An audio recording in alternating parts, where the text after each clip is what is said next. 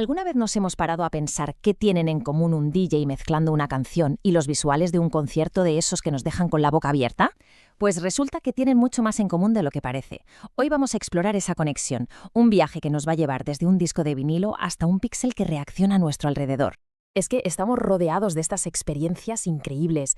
Luces que parecen bailar al ritmo de la música, edificios que se transforman con proyecciones, instalaciones que cambian cuando nos acercamos. Ya no somos meros espectadores del arte, ahora, literalmente, nos metemos dentro de él. Y claro, la pregunta del millón es, ¿cuál es el secreto? ¿Cómo se consigue diseñar algo que parece tener vida propia, que reacciona y cambia en directo? Pues para entenderlo, tenemos que dar un pasito hacia atrás y ver de dónde viene toda esta idea de crear a partir de lo que ya existe. Las experiencias de hoy en día están pensadas para provocar una reacción. Pensemos, por ejemplo, en los visuales de un festival o en esas instalaciones inmersivas que vemos en los museos.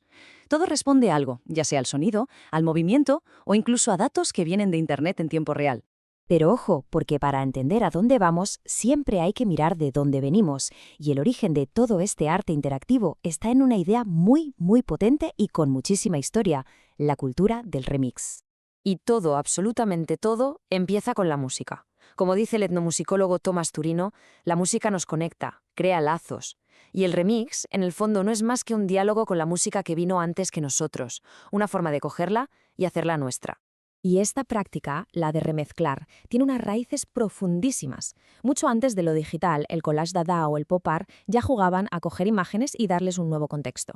Luego, en los 60, llegó el dub en Jamaica, que era básicamente de construir canciones. Y en los 70, DJ Kool Herc en el Bronx, que fue quien inventó el break y puso la primera piedra del hip hop. La idea siempre ha sido la misma: coger algo que ya existe y crear algo nuevo. Y aquí es donde todo encaja. Fijaos, lo que antes hacía un DJ con 2 platos y una mesa de mezclas, hoy un artista digital lo hace con esta red de nodos. La filosofía es exactamente la misma. Coges unas fuentes, las procesas, las combinas y creas algo totalmente nuevo. Ha cambiado el lienzo, pero el impulso de mezclar sigue intacto. La unidad básica de todo este universo es el sample, la muestra. Pero no es una simple copia, ¿eh?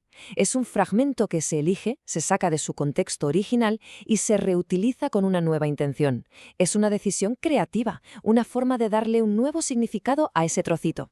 Claro, para que todo esto se aceptara hizo falta un cambio de chip. La cultura posmoderna nos ayudó a quitarnos de la cabeza esa idea del genio que crea de la nada, la originalidad absoluta. Se empezó a entender que toda creación, en realidad, es como un tejido hecho de citas y referencias a otras obras. Y eso, claro, legitimó el remix como una forma de arte súper potente. Pero si ya no estamos mezclando solo sonido, sino que metemos en la coctelera imágenes, datos en tiempo real, incluso el propio espacio físico, pues está claro que necesitamos una herramienta radicalmente distinta. Necesitamos un lienzo digital que esté a la altura de esta ambición creativa. Y esa herramienta es Touch Designer. Es el entorno de trabajo que ha permitido a toda una generación de artistas y diseñadores llevar la filosofía del remix a otro nivel, creando precisamente esas experiencias interactivas en tiempo real. A ver, para que nos entendamos, Touch Designer es una plataforma de programación, pero visual.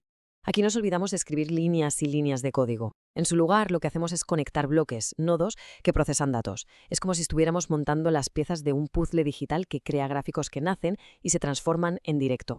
Y sus aplicaciones, bueno, son enormes. Se usa para todo, desde arte generativo que se va creando a sí mismo, hasta esas proyecciones que mapean edificios enteros, o para controlar y sincronizar absolutamente todo en un concierto.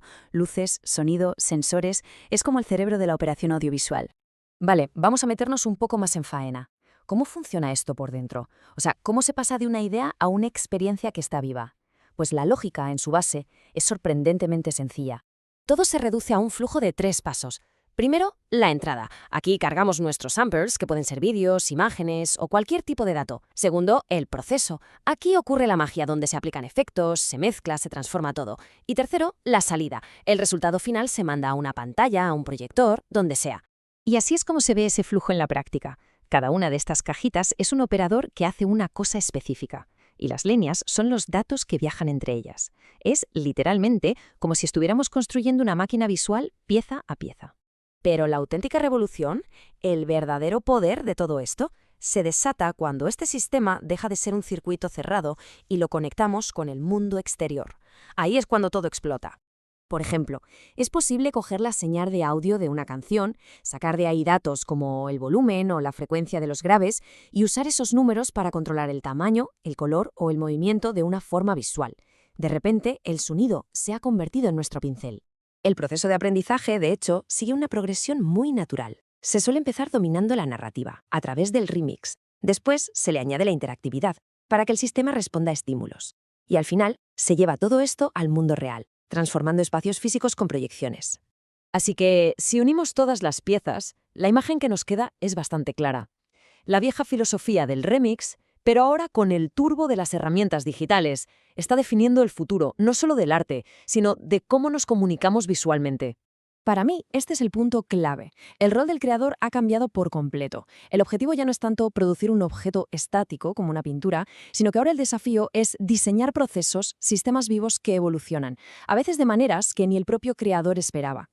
En el fondo, herramientas como esta demuestran que la creación ha dejado de ser el monólogo de un artista para convertirse en una conversación. Una conversación entre el creador, la tecnología, el público y todo el material que se está remezclando.